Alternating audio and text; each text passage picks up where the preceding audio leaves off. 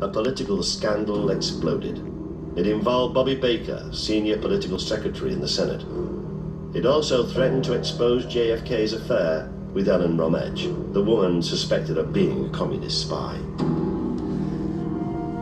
A Senate inquiry was beginning to reveal Baker's role in providing escorts for top politicians. The Bobby Baker investigation fueled American press interest in the Romech story. One paper now published a coded reference to her sexual relationships.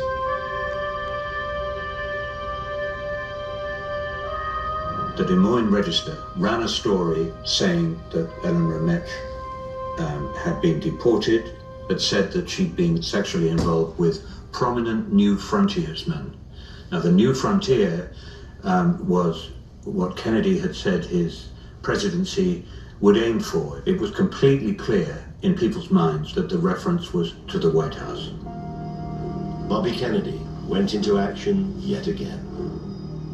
He telephoned Clark Mollenhoff, the journalist who had written the story. When pressed to reveal who he was referring to within the White House, Mollenhoff refused. One can assume that there were threats similar to the threats that had happened earlier in the summer, and certainly there were no more stories. Bobby Kennedy had gagged the press once again. He knew that if Ellen Romech was given immunity and testified truthfully, that his brother would either be impeached or would be forced to resign. The Kennedys were cornered, and Bobby Kennedy knew it. He had to take desperate measures. He asked Hoover to stop the Senate inquiry.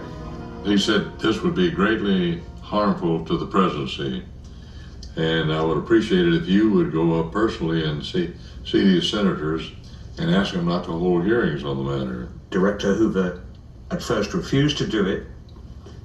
A humiliated Bobby Kennedy had to literally beg him to go and do it, and Hoover did go and met secretly at home, with this we know from the documents, with the two senior senators. Hoover told the senators that his files showed highly embarrassing links between many Washington politicians and Bobby